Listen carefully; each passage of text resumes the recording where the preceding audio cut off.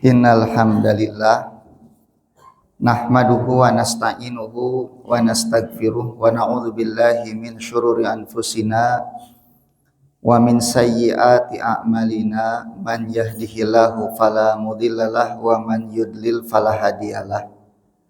Asyhadu an la ilaha illallah wahdahu la syarikalah wa asyhadu anna Muhammadan abduhu wa rasuluh. Allahumma salli wa sallim ala nabiyina Muhammad wa ala alihi wa ashabihi wa man tabi'ahum bi ihsanin ila yaumiddin. Allahumma inni as'aluka ilman nafi'a wa rizqan thayyiba wa amalan mutaqabbalan. Assalamualaikum warahmatullahi wabarakatuh. Bapak Ibu yang dirahmati oleh Allah, sebelumnya saya ingin memperkenalkan diri ya. Nama saya Chandra Aditya, Pak. Orang Kebon Gedang, Kiara Condong ya. Saya diminta ngaji di sini sama Pak Iwan ya. Mana Pak Iwannya? Oh, biasa ketemu Pak Iwan di Mitra Dago karena ada kajian juga subuh ke-1 dan ke-3 hari Ahad. Nah, insya Allah kita akan membahas kitab Riyadhus Shalihin, Pak. Tapi mungkin hadis-hadis pilihannya ya. Jadi rencananya saya akan memilih hadis-hadis itu kemudian saya fotokopi. Cuma untuk yang sekarang karena saya lupa jadi belum difotokopi gitu.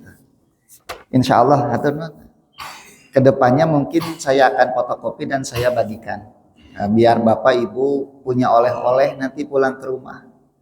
Cuma saya mengingatkan saja jangan dibikin bungkus bala-bala gitu Bu. Nah, karena ini isinya ilmu. Nah, untuk bab pertama ini Bapak Ibu, judul dari bab pertama kitab Riyadhus Shalihin itu adalah Babul Ikhlas, bab ikhlas wa ihdharun niyah dan menghadirkan niat fi jami'il a'mal wal aqwal. Dalam seluruh amal dan ucapan kita, al-barizati wal khafiyati, yang nampak maupun tersembunyi. Setiap kitab hadis itu Pak, hampir rata-rata ya, diawali dengan bab niat. Karena memang niat ini punya kedudukan penting dalam agama kita. Gak bisa dianggap enteng. Walaupun urusannya di dalam hati kita, Pak. Bahkan dalam satu keterangan Nabi mengatakan niatul mukmin ablag min amalihi. Niat seorang mukmin itu lebih penting daripada amalnya sendiri. Bahkan Bapak baru kalau orang Sunda itu kereteg hate itu Pak. Bapak orang Sunda, orang Indonesia sini Pak. Gitu ya. Nah, kereteg hati itu jadi baru lintasan hati lah untuk melakukan kebaikan, itu sudah tercatat satu pahala Pak. Walaupun Bapak belum mengamalkannya. Nanti kalau diamalkan berlipat ganda pahalanya. Beda dengan keburukan Pak. Baru terlintas itu belum tercatat sebagai satu keburukan. Nah, ini menunjukkan bahwa niat itu tidak bisa dianggap enteng. Lalu niat itu sendiri apa? Para ulama mengatakan niat itu adalah qasdu syai' muqtarinan bi fi'lihi. Kita bermaksud melakukan sesuatu tapi dengan amaliyahnya. Artinya kalau hanya saya berniat tapi tidak dikerjakan belum jadi niat itu. Hari kamu kunaon gitu. Kenapa belum sholat sampai sekarang? Sudah niat saya mau sholat tapi itu sholat baik Pak. Aca niat eta teh sebetulna. Bu, kenapa belum pakai jilbab? Kenapa belum ngaji? Sudah niat saya mau ngaji tapi nggak pernah datang. Itu belum niat itu. Karena yang namanya niat itu harus muqtarinan bifi'lihi. Bapak mau sholat subuh, niatnya ba'da isya. Sah tidak niat itu Pak? Saya mau sholat subuh nanti. Tapi itu ba'da isya. Sah tidak niatnya? Tidak sah. Niat itu baru sah ketika muktarinan bifi'lihi. Makanya nggak bisa orang sholat duhur niatnya jam 7 pagi. Kenapa? Bisa jadi setelah niat itu ngabasok heula Bapak teh. Nonton Persib heula kan gitu. Ya, belanja dulu.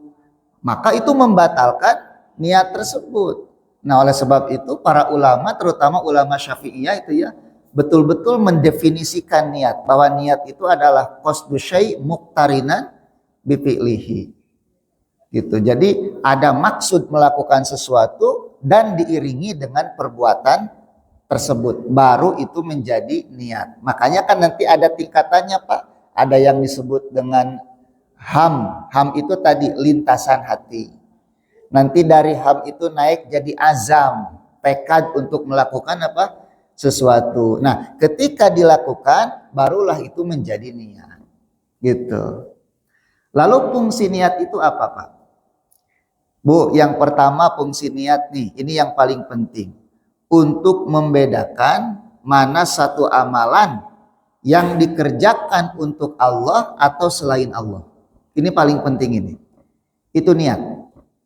Gitu ya. Bapak mengerjakan sholat, baca Quran ini karena siapa?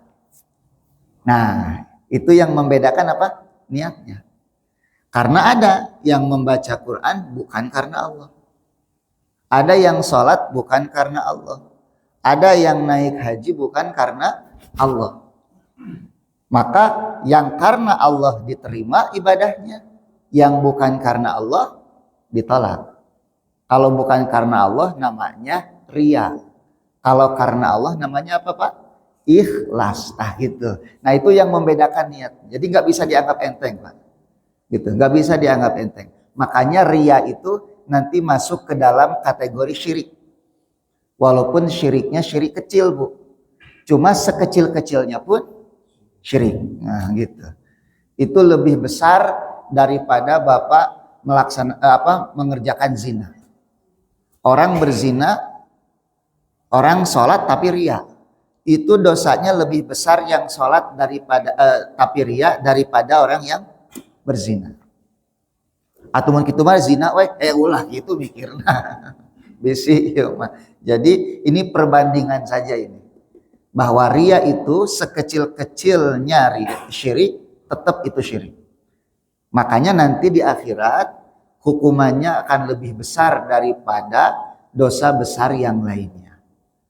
Itu yang pertama, Pak. Jadi hati-hati Ibu ya. Ibu kalau mau umroh itu nanti jangan banyak selfie ya. Gitu. Daya nama Bu segala selfie. Mau tawaf saja selfie dulu. Hello guys, hari ini aku mau tawaf gitu. Ada yang mengimami sholat, Pak, sholat taraweh sampai live TikTok itu. Jadi assalamualaikum, assalamualaikum bukan istighfar, tapi lihat berapa viewernya itu. Nah gitu. Itu hati-hati. Kadang-kadang, Pak, untuk membedakan ikhlas tidak ikhlas itu susah. Live TikTok demi dakwah katanya gitu. Ya, seperti ini live nggak, Pak? Oh, enggak ya. Saya harus hati-hati ini. Kadang-kadang kan gitu, Pak. Wah, ini demi dakwah gitu. Bagus, niatnya bagus demi dakwah. Tapi di sebalik itu apakah ada keinginan untuk tenar, popularitas dan semacamnya? Nah, ini hati-hati. Ibu tadi sebelum sholat subuh tidak selfie dulu kan, Bu? Enggak ya? Posting status dulu. Enggak, alhamdulillah gitu ya. Harus jaga hati kita. Gitu. Itu yang pertama. Yang kedua, Pak, fungsi dari niat itu membedakan antara satu ibadah dengan ibadah yang lain. Salat zuhur dan asar itu, Pak, itu sama-sama 4 rakaat. Ya. 4 rakaat sama, gerakannya sama, yang dibaca juga sama. Apa yang membedakan? Niatnya. Bapak takbir Allahu Akbar jam 12. Tapi dalam hati Bapak itu asar. Sah tidak salat zuhurnya? Tidak sah. Ya, sama Bapak misalnya jam 3 setengah 4 takbir Allahu Akbar, tapi dalam hati Bapak sholat zuhur, maka sholat Bapak Ibu tidak sah. Gitu. Aduh, assalamualaikum, assalamualaikum, baru ingat. Nah, tadi salah niat, itu harus diulang lagi dari awal. Nah, itu fungsi yang kedua. Fungsi yang ketiga, Pak, membedakan antara ibadah wajib dengan ibadah sunnah. Bapak tadi masuk masjid setelah adzan, kemudian sholat 2 rakaat. Sholat apa, Pak? Qobla subuh. Sholat subuhnya berapa rakaat? Sama, 2 rakaat. Tata caranya pun sama. Yang membedakan apanya? Niatnya. Tuh. Nah, ada lagi fungsi niat itu apa? Membedakan mana yang ibadah, mana yang bukan ibadah. Contoh, mandi misalnya. Mau sholat Jumat, Bapak mandi dulu. Mandi dulu. Mau kerja, mandi dulu. Mandinya sama, Pak. Ngangge cai, Bu. Aya nu ibakna ku sirop? Aya. Pasti ku cai ibakna. Sama-sama air dingin. Kejebur. Yang satu jadi ibadah, yang satu tidak jadi ibadah. Mandi untuk ke kantor itu namanya mandi adat kebiasaan. Kalau kita mau ngantor mandi. Yang satu mandi karena mau sholat apa? Ya, itu sudah beda. Yang membedakan apa? Niatnya. Makanya punten Pak, suka ada yang mengatakan lamun sudah mandi gak usah wudhu dulu. Gak usah wudhu lagi. Itu teh mandi yang mana yang gak usah wudhu lagi teh? Pertanyaannya, apakah semua mandi gak usah wudhu lagi? Sama. Ari wudhu ibadah bukan? Ibadah. Berarti yang bisa menggantikan wudhu itu mandi apa? Mandi ibadah. Gitu ya. Bukan mandi yang bukan ibadah. Nah, mandi ibadah juga ada 2 itu Pak. Ada mandi saja, ada mandi ibadah yang tujuannya menghilangkan hadas. Gitu. Ari menghilangkan hadas misalnya habis junub ya Pak ya. Berhubungan suami istri atau ibu selesai haid. Kemudian mandi.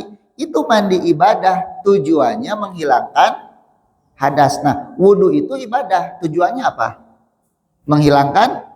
Berarti mandi yang bisa menggantikan wudhu itu mandi ibadah yang untuk tujuannya menghilangkan. Nah gitu Pak. Gak semua mandi gitu ya. Bapak teh mandi gara-gara hareudang, mandi we tahu hareudang Pak. Nah, bahasa Indonesia teh bayeungyang. Gerah. Gerah ya. Bapak teh mandi, ibu mandi karena gerah. Langsung we sholat. Itu hati-hati itu. Gitu ya, niatnya apa? Ibadah, kalau ibadah apa? Menghilangkan hadas atau tidak? Nah, ini nanti itu dibahas di dalam permasalahan fikih gitu. Di sini ada kajian fikihnya enggak, Pak? Dengan siapa kajian fikih? Ustadz Haikal Syaban ya. Pakai kitab apa, Pak? Al-Muyassar.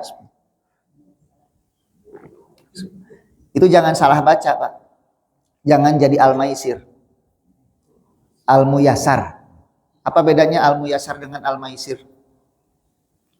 Al-Muyassar mah dipermudah, Al-Maisir mah judi artosna. Nah gitunya. Ari nulisna mah sami. Ngan beda harokat. Nah biasanya kalau kitabnya itu kan gundul-gundul Pak. Nah suka salah maca. Nah, kitab fikih Al-Maisir atau jadi judi itu bukunya buku mazhabnya itu lebih kepada mazhab Hambali ya kalau Al-Muyassar itu.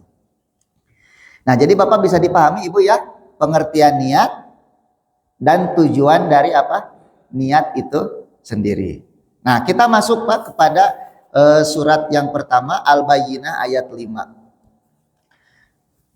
Allah berfirman, a'udzubillahi minasyaitonirrajim. Wa ma umiru, dan tidaklah manusia itu diperintah illa kecuali liya'budullaha, agar mereka beribadah kepada Allah. Jadi tujuan kita hidup itu apa, Pak?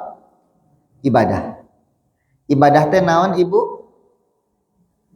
Ibadah itu artinya menghinakan diri, itu secara bahasa. Adapun secara istilah, segala sesuatu likulli ma yuhibbuhullahu wa yardah. Semua perbuatan, ucapan yang dicintai dan diridhoi oleh Allah, yang nampak maupun tersembunyi, itu ibadah. Jadi ibadah teh dimensinya luas, Pak. Tidak hanya sholat, zakat, puasa. Pokoknya semua perbuatan yang dicintai Allah, ucapan dicintai Allah, itu menjadi ibadah. Nah, itulah tujuan hidup kita. Kalau kita hidup tujuannya tidak ibadah, berarti kita tersesat dalam hidup ini. Ada orang yang hidup tujuannya cuma cari uang, cari jabatan, cari kedudukan, cari popularitas, maka itu bentuk ketersesatan di dalam hidup. Nah, orang yang tahu tujuan hidupnya, dia pasti akan menghabiskan seluruh hidupnya untuk ibadah kepada Allah. Tapi jangan dipersempit maknanya. Bapak mencari uang, itu kalau niatnya menafkahi keluarga, itu menjadi ibadah. Gitu. Menempuh pendidikan sekolah tinggi sampai S3, itu niatnya apa? Apakah hanya ingin gelar, kemudian bekerja dan mencari jabatan saja? Atau memang tujuan utamanya liya'budullaha? Nah, itu yang kemudian membedakannya apa? Niatnya itu. Nah, ibadah itu ada syaratnya apa? Mukhlisina lahuddin, dengan mengikhlaskan agama. Jadi sholat kita, ibadah kita, hidup dan mati kita lillahi ta'ala, itu namanya mukhlisina lahuddin. Qul inna sholati wa nusuki wa mahyaya wa mamati lillahi rabbil alamin. Lalu apa yang dimaksud dengan ikhlas itu, Pak? Ibu ikhlasnya naon, Bu?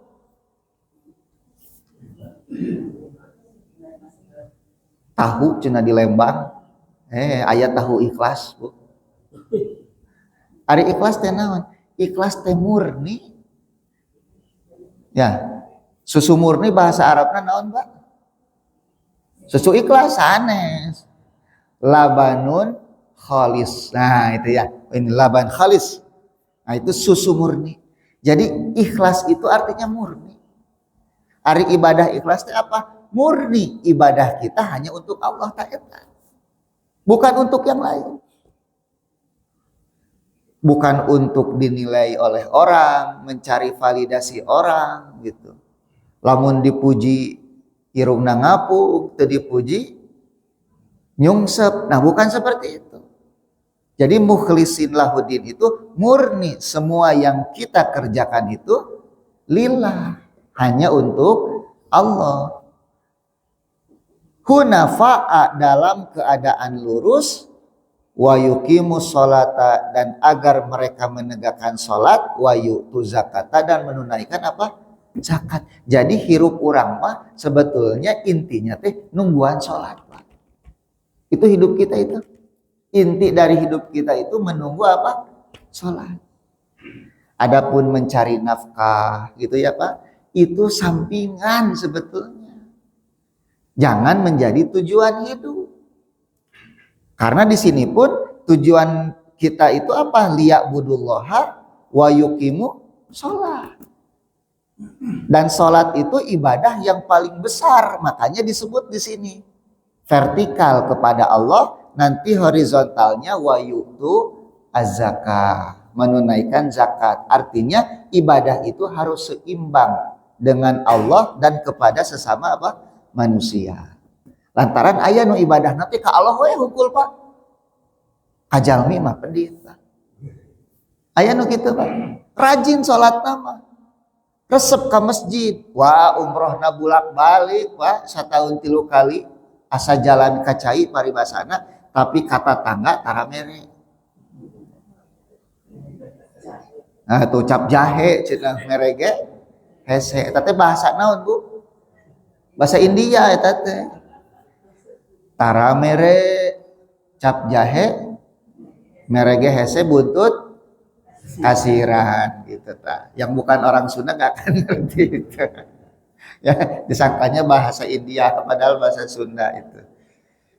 Ya itu maka orang yang pelit ke tetangganya itu nanti masuk kepada fawailul lil musallin. Orang yang celaka dengan sholatnya itu kan yamnaunal maun.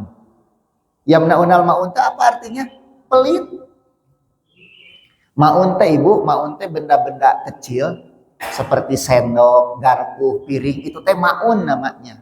Nah, orang yang tidak memberikan pinjaman kepada orang lain dengan benda-benda seperti itu teh salatnya teh fawailul lil musallin. Maruk teh kumaha Ibu? Nya, Bu, aya garpu teh aya cenah. Padahal loba. Ibu abdi nambut artos untuk biaya anak sekolah, gak ada, padahal ada. Tanu kitu teh papayahan namina. Ya, Ibu sok papayahan bisi pae nyaan lah gitu. Kalau ada bilang ada, kalau tidak ada bilang tidak ada. Karena kalau ibu seperti itu, bapak seperti itu masuk kepada fawailul lil musallin. Ongkos sholat tapi cilaka. Karena yamnauna al-maun. Makanya sholat mah kata Sayyid Sabiq Pak, kata Sayyid Sabiq itu di dalam Al-Quran disandingkan dengan zakat sebanyak 82 kali. Banyak sekali. Wa aqimus shalah wa atu zakat, terus seperti itu. Itu isyarat dari Allah kalau ibadah itu harus seimbang antara vertikal dengan apa? Horizontal. Nah gitu Pak. Tapi tadi syaratnya harus mukhlisin. Baik kepada Allah maupun kepada sesama manusia, syaratnya adalah ikhlas. Makanya syarat ibadah itu dua Pak. Niatnya ikhlas, tata caranya harus benar. Itu syarat ibadah. Ikhlas dan ittiba. Ittiba itu apa? Tata caranya benar. Maksudnya bagaimana? Mengikuti contoh dari Nabi Shallallahu Alaihi Wasallam. Itu syarat ibadah. Bapak ibadah tapi tidak benar caranya, tidak diterima. Sebagaimana benar caranya tetapi tidak ikhlas, tidak diterima. Ada abdi mah Pak Ustadz kreatif cenah jalmina. Matak salat oge batu ruku kapayun abdi mah kapengker we ruku teh cenah kitu. Atuh eta mah breuh namina. Nah, kira-kira kalau salat rukuna kapengker ditampi moal. Moal gitu lantaran teu nuturkeun Nabi. Gitu aja. Jadi Bapak syarat ibadah itu ikhlas dan ittiba. Wa dzalika dinul qayyimah, maka itulah agama yang lurus. Jadi agama yang lurus itu yang tujuannya adalah beribadah kepada Allah dengan mengikhlaskan agama. Kalau tidak ikhlas, tidak lurus kita di dalam beragama. Nah gitu Pak, itu yang pertama. Yang kedua, hadisnya dari Umar ibnu Al-Khattab radhiyallahu an, Rasulullah Shallallahu Alaihi Wasallam bersabda, innamal a'malu, wah tas arah rapal geuning hadis nama. Sak lajengkeun Bu, lajengkeun.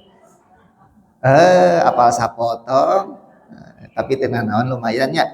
Jadi innamal a'malu binniyat. Hanya saja setiap amal itu tergantung niatnya, tergantung dengan niatnya.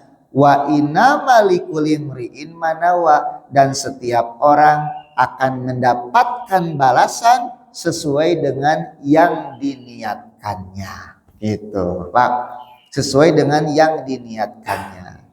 Faman kanat hijratuhu ilallah, maka siapa saja yang hijrahnya menuju kepada Allah wa rasulihi, dan kepada rasulnya, fa hijratuhu ilallahi wa rasuli, maka hijrahnya kepada Allah dan rasulnya. Wa man kanat hijratuhu ila dunya yusibuha, siapa saja yang hijrahnya karena dunia, awimra'atin yankihuha, atau karena perempuan, fa hijratuhu ila ma hajara ilai, maka hijrahnya kepada yang dia tuju. Artinya tidak mendapatkan pahala dari Allah Subhanahu wa taala. Jadi Bapak Ibu ngaos ka dieu teh bade naon atuh? Nah, talabul ilmi, milari ikhlas pahala karena Allah. Jadi sanes kulantaran izin ku tatanggi sanes. Pak sapiraku si ibu itu ngaji abdi henteu tak ulah gitu. Gengsi dong. Nah, jangan seperti itu ya. Jadi kita datang ke sini bukan karena terpaksa, tetangga kita ngaji kita tidak. Kalau seperti itu Pak, nepikeun kacangkeul urang calik di dieu, capek gawe teu kapake, cek orang Sunda mah gitu. Kita sudah capek tapi nggak ada pahalanya, rugi. Ya, rugi Pak.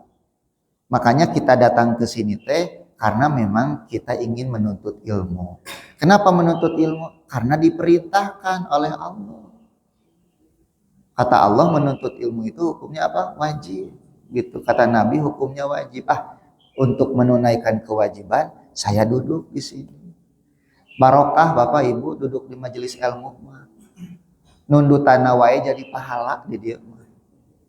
Ngapa? Sok kena naon jeung abdi mah bade nundutan oge. Asal ulah ngacai hungkul.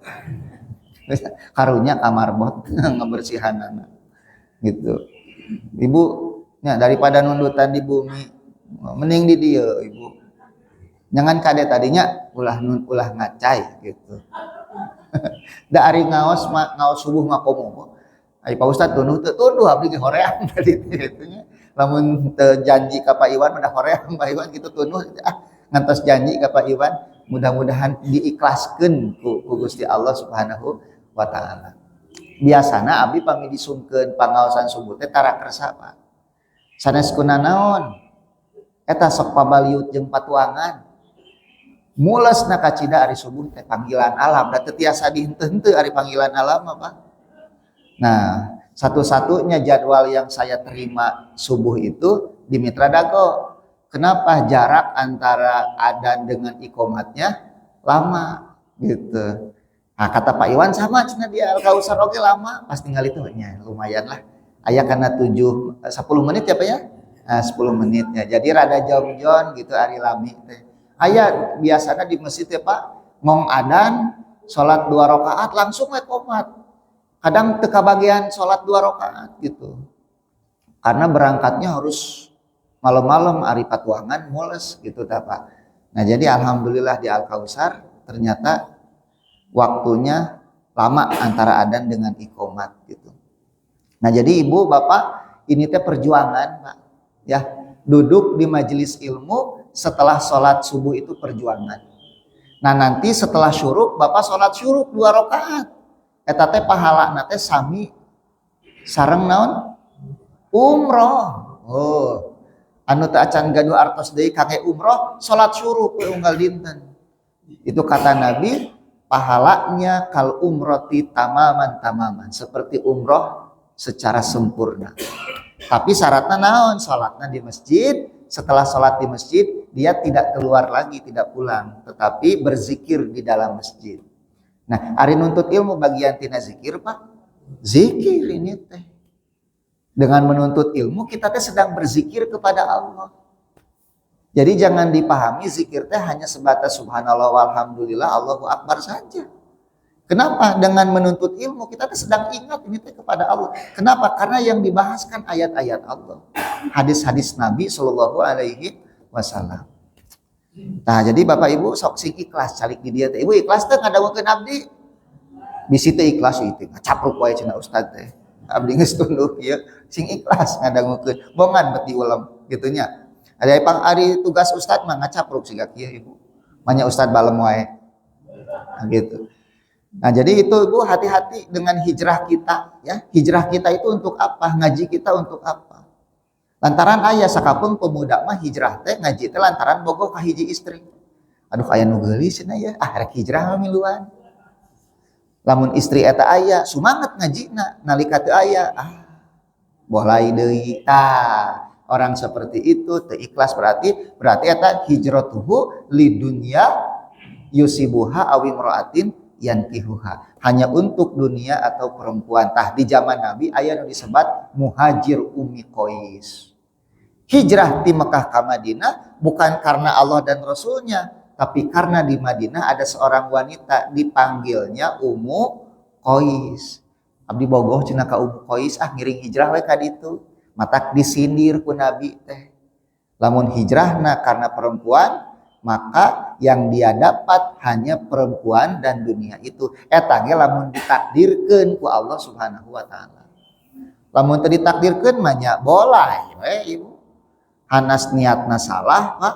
Ternyata Allah tidak menakdirkan dunia dan wanita itu untuk dirinya, apa yang dia dapatkan. Gitu.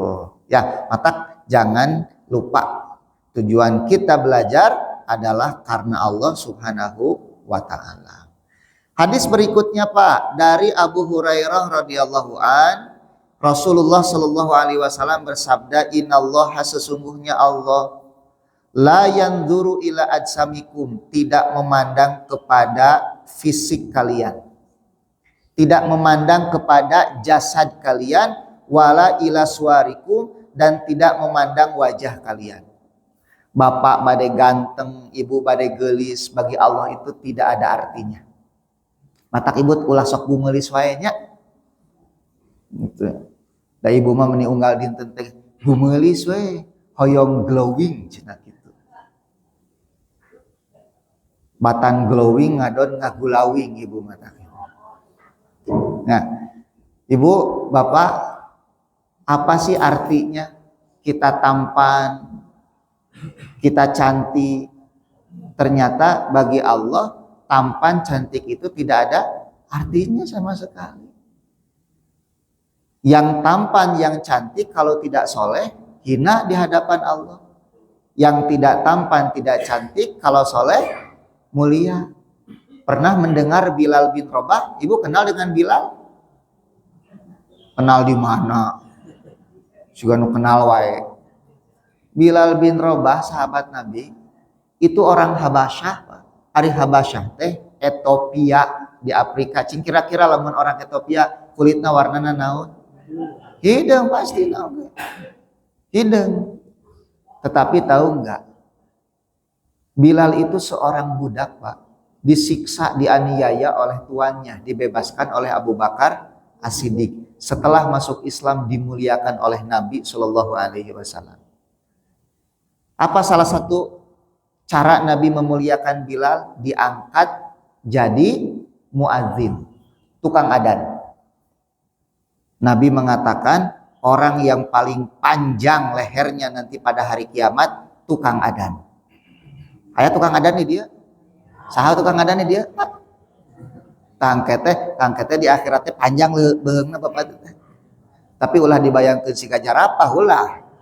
Gitu. Jadi kalau Bapak nanti di akhirat lihat ini orang lehernya panjang tukang adzan eta.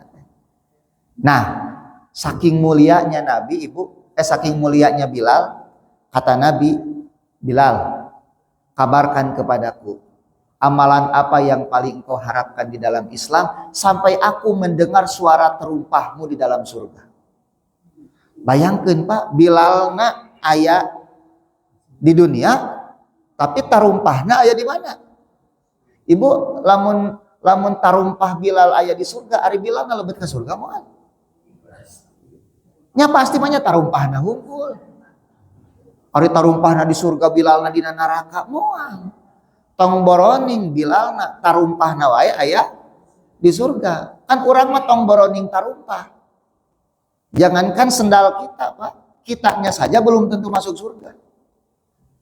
Bilal mah sudah dikatakan kata Nabi, kamu ada di surga. Lalu kata Bilal, ya Rasulullah, tidak ada kecuali setelah aku wudu, aku mengerjakan apa? Sholat. Nah, itulah yang kemudian disebut dengan sholat syukrul wudu. Dijanjikan lebet surga. Ternyata kulit hitam, budak belian dari Ethiopia begitu mulia di hadapan Allah Subhanahu wa taala karena kesolehannya, keikhlasannya. Makanya Bapak Ibu kalau menilai orang itu jangan dari fisiknya. Jangan dari wajahnya, jangan dari hartanya. Jangan dari mobil dan rumahnya. Karena mobil dan rumah yang kita pakai itu di hadapan Allah tuh nggak ada artinya. Bahkan Nabi mengatakan apa? Dunia ini di sisi Allah tidak lebih mulia daripada seonggok bangkai kambing. Nah gitu. Ibu lamun aya artos samiliar di dia, jeung bangkai kambing milih nu mana? Sami ya, bikin milih samiliar ibu. Cuma kata Nabi itu samiliar itu tidak lebih mulia daripada bangkai kambing. Nah gitu ibu, bapaknya. Jadi Allah tidak melihat kepada fisik kita, tidak melihat kepada wajah kita, tidak melihat kepada harta kita. Apa yang dilihat oleh Allah? Walakin innama yanzuru ila qulubikum. Allah hanya melihat kepada hati kalian. Tuh. Wa a'malikum, dan melihat kepada amal kalian. Amal itu adalah bukti dari hati kita. Jadi hati itu dibuktikan dengan amal perbuatan kita. Dari Abu Musa al-Ash'ari, Rasulullah Shallallahu Alaihi Wasallam pernah ditanya, ani rajul, tentang seorang laki-laki, yuqatilu hamiyatan, berperang karena dorongan hamiyah. Hamiyah itu dorongan kesukuan. Kalau kita mah bahasanya nasionalisme gitu. Jadi berperang karena dorongan nasionalisme gitu. Kemudian yuqatilu syaja'atan, ada yang berperang berjihad karena ingin menunjukkan kalau dirinya berani gitu.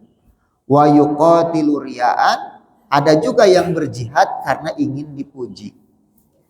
Fa'anna dzalika fisabilillah, mana yang di jalan Allah ya Rasulullah? Maka Nabi menjawab, man qatala, siapa yang berjihad, litakuna kalimatullahi hiyal ulia, supaya kalimat Allah menjadi kalimat yang paling tinggi, fahuwa fisabilillah, maka dia yang berada di jalan Allah. Bapak Ibu, yang pertama kali masuk neraka itu siapa? Neraka pertama kali dinyalakan untuk siapa? Yang ustad. Ya, neraka pertama kali dinyalakan untuk ahli ilmu. Itu yang pertama. Yang kedua untuk siapa? Pembaca Al-Quran. Yang ketiga untuk orang yang bersedekah, dan yang keempat untuk orang yang berjihad. Kok bisa dinyalakan pertama kali untuk 4 golongan itu? Bukan karena amalnya, tapi karena niatnya. Niatnya apa dia berjihad, niatnya apa dia menuntut ilmu, niatnya apa dia membaca Quran, dan niatnya apa dia bersedekah. Ternyata ada orang yang menuntut ilmu niatnya hayang disebut ajengan. Tah eta nu pertama kali asup neraka. Gitunya. Nu kadua nu maca Quran niatna hayang disebut qori. Nu katilu sedekah niatna hayang disebut dermawan. Nu kaopat jihad niatna hayang disebut pahlawan. Maka Nabi mengatakan awwalu ma tusa'arun nar.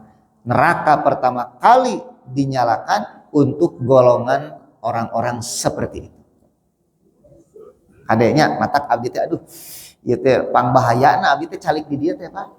Ku bapak ku ibu ditonton, didangukeun, mangkaning di kamera. Engke teh meureun ku kamera teh disebarkeun ieu teh. Langsung abdi teh benernya hade oge cenah abdi teh ceramahna tah Pak. Eta teh kade hate siga kitu. Nah tujuanna. Nah nanti Bapak, ini hadis ini Pak menjadi dalil bahwa jihad itu bagian dari syariat apa? Islam. Hati-hati nih. Ada narasi-narasi bahwa jihad itu teroris, jihad itu radikal. Ya, jihad itu bukan bagian dari syariat, itu bagian dari budaya saja. Ini hati-hati. Dalilnya hadis Bukhari dan Muslim. Terakhir Pak, terakhir Bukhari Muslim juga. Nabi Shallallahu Alaihi Wasallam bersabda, sesungguhnya Allah telah menetapkan kebaikan dan keburukan. Jadi baik dan buruk itu sudah ditakdirkan Summa bayana dzalika, dan Allah sudah menjelaskan mana yang baik, mana yang buruk. Kemudian Allah memberikan kita kebebasan untuk memilih. Mau memilih baik atau memilih buruk, dan Allah tahu kita akan memilih yang mana. Gitu, ya. Faman hamma, siapa yang punya lintasan hati, bihasanatin, untuk melakukan kebaikan, falam ya'malha, tapi dia tidak mengerjakannya, katabahallahu lahu indahu hasanah kamilah, Allah akan tetapkan baginya satu apa? Kebaikan. Sok anu teu acan umroh hoyong we heula, nu teu acan haji hoyong we heula. Aduh, abi lamun beunghar ieu rek mangajieunkeun pasantren cenah jeung si ustad, tah kitu ge Bu, kenging pahala ibu teh eta teh. Artosna ti mana? Duh, ka kumaha Allah we eta mah. Ayeuna mah nu penting mah kereteg hate heula. Dengan kereteg hate saja dalam kebaikan sudah ada pahalanya satu. Fa in huwa hamma biha fa amilaha, tapi kalau dia kerjakan, kereteg hate itu dia kerjakan, maka Allah menetapkan untuknya 10 kebaikan, bahkan dilipat gandakan sampai 700 kebaikan. Waduh, eta rahmat Allah Subhanahu wa taala sakitu legana. Tetapi kalau seseorang itu punya lintasan hati untuk berbuat keburukan, kata Nabi, kemudian tidak dia kerjakan, maka Allah menetapkan baginya satu kebaikan. Ada lintasan keburukan tapi tidak dikerjakan, Allah tulis baginya satu kebaikan. Apabila lintasan itu dia kerjakan, maka dicatat baginya berapa keburukan, Pak? Satu keburukan. Lihat, tidak diamalkan kebaikan, satu kebaikan diamalkan 10 sampai 700, bahkan berlipat ganda. Tapi kalau keburukan tidak diamalkan, tidak ada dosa, tapi malah diberi pahala. Kalau dikerjakan, dosanya cuma satu. Kurang kumaha Gusti Allah nya naka urang. Allah itu sayang kepada kita. Rahmatnya mendahului amarahnya. Pertanyaan terakhir sekarang, Pak. Kalau ada orang, ada lintasan ingin berbuat keburukan, mau berzina lah gitu. Terus malam-malam dia keluar, cari perempuan. Tapi eueuh nu daekeun ka si eta. Teu payu, teu payu. Duitna kurang gitu. Terjadi weh zinanya. Dosa tidak. Dia berniat, ada lintasan, kemudian dia mencari, tapi nggak jadi. Karena satu dan lain hal, dosa tidak.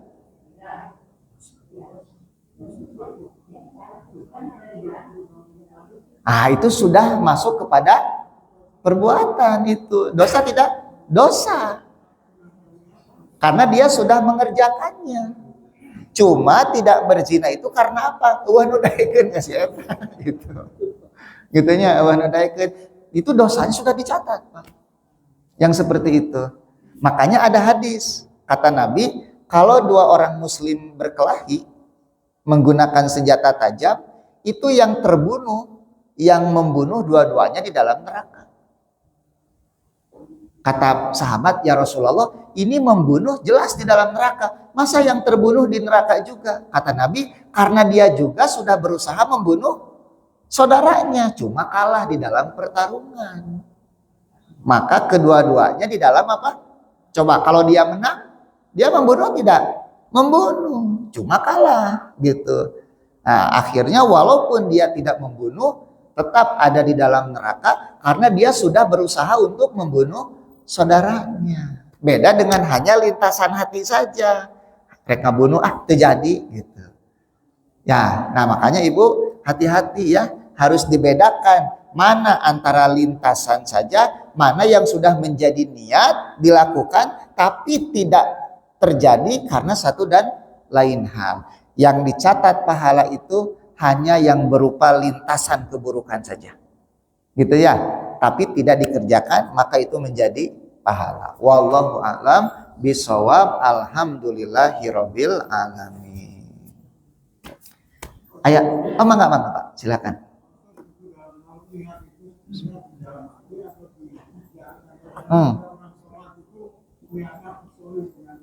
Ya. Al aslu, hukum asal mahallun niat itu fil qalbi. Hukum asal tempatnya niat itu di mana? Di dalam hati. Tapi kenapa sih ada saudara kita yang mengucapkan niat ketika mau sholat? Karena ternyata memang dalam fikih Syafi'i itu ada pembahasannya. Imam Ibnu Taimiyah itu pernah membahas masalah niat dalam kitab Majmu'atul Fatawa, niat sebelum sholat. Itu beliau membedakan antara al-jahru biniyat dengan at-talafud biniyat. Itu oleh Imam Ibnu Taimiyah dibedakan.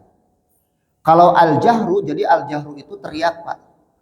Jadi usoliknya dengan suara yang meninggi.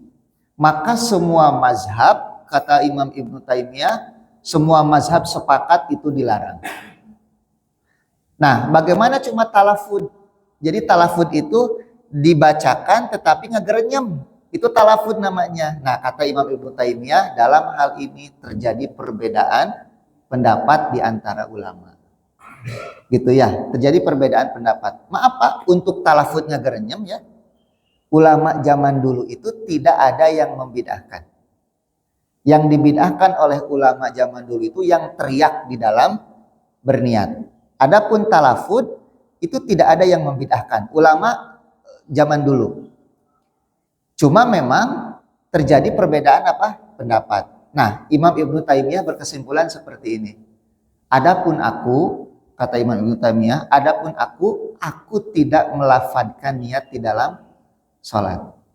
Kenapa? Karena aku belum menemukan dalilnya dari Rasulullah Shallallahu Alaihi Wasallam. Tapi beliau tidak membid'ahkan. Ini harus jadi catatan, Pak. Karena seolah-olah ada narasi Ibnu Taimiyah itu membid'ahkan talafud biniyat. Enggak. Silahkan dibaca langsung di dalam kitab beliau Majmu'atul Fatawa. Beliau hanya menjelaskan untuk talafud biniyat ada perbedaan pendapat. Adapun aku, pilihanku, kata Ibnu Taimiyah, aku memilih untuk tidak melafadzkan niat karena aku tidak mendapatkan dalilnya dari Nabi Shallallahu Alaihi Wasallam.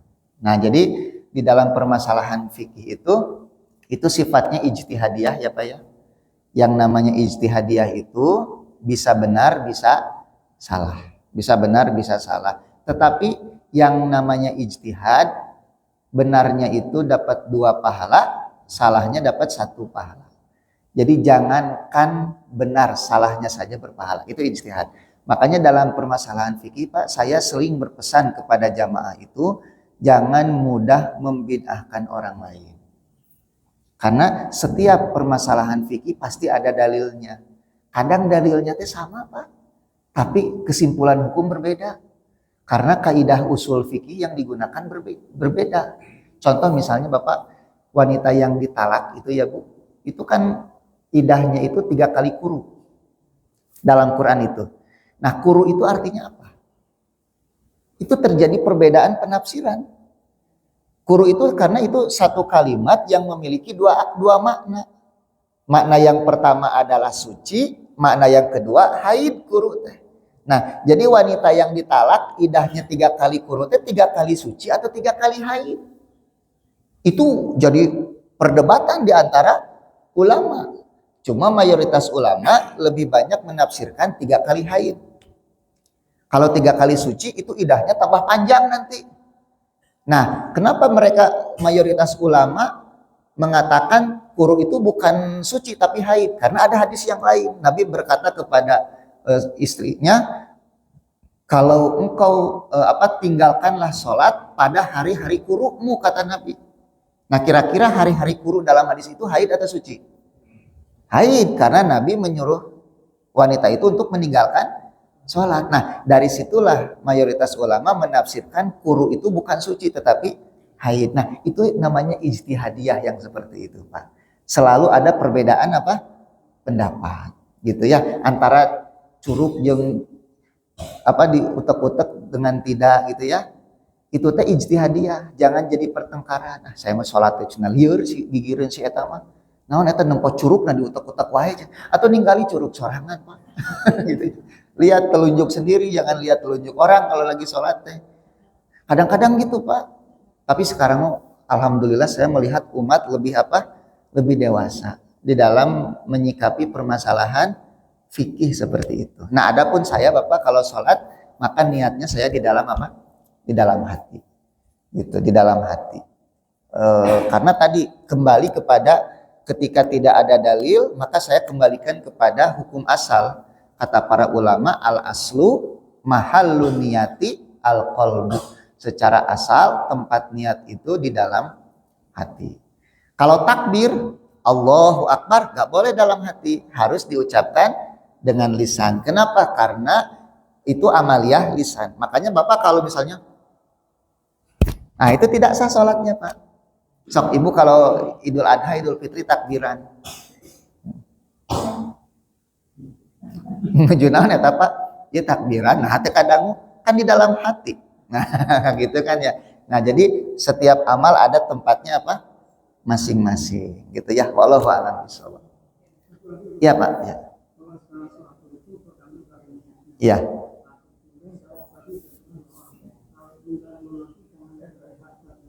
Iya.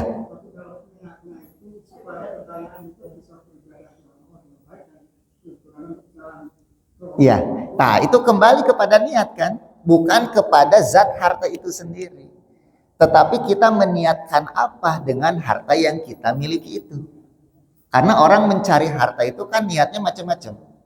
Ada yang cari harta niatnya ingin menikmati dunia, bersenang-senang, bermaksiat. Banyak, Pak. Ada yang mencari harta niatnya aku ingin berjuang di jalan Allah dengan harta ini. Contohnya siapa? Kalau sahabat Abdurrahman bin Auf kan orang kaya. Itu hartanya Abdurrahman bin Auf untuk apa? Untuk jihad, untuk dakwah, membantu fakir. Nah, maka dalam mencari harta itu menjadi berpahala. Contohnya ginilah, tidur itu Pak, itu bisa berpahala, bisa jadi dosa. Bapak tidur tujuannya supaya nanti sepertiga malam bangun bisa melaksanakan tahajud. Maka selama tidur itu yang tadinya tidak berpahala jadi pahala. Tapi kalau niat tidur nanti jam 1 rek maling calana tetangga misalnya. Nah, itu selama tidur jadi dosa itu. Karena niatnya dia tidur supaya nanti jam 2 tetunduh rek maling calana tetangga. Nah, itu tergantung niatnya. Gitu. Maka dengan harta pun sama, Pak. Oleh sebab itu Nabi mengatakan sebaik-baik harta apa? Harta yang dimiliki oleh seseorang yang soleh. Nah, itu nikmal mal. Sampai Nabi mengatakan tidak mengapa menjadi kaya limanitaqo bagi mereka yang bertakwa kepada Allah Subhanahu wa taala. Gitu. Jadi harta itu tidak dicela secara mutlak, tidak. Tergantung bagaimana kita menggunakan harta tersebut ya. Wallahu a'lam bishawab. Sudah, Pak? Sudah ya? Kita cukupkan sampai di sini. Subhanakallahumma wa bihamdika asyhadu alla ilaha illa anta astaghfiruka wa atubu ilaik. Assalamualaikum warahmatullahi wabarakatuh.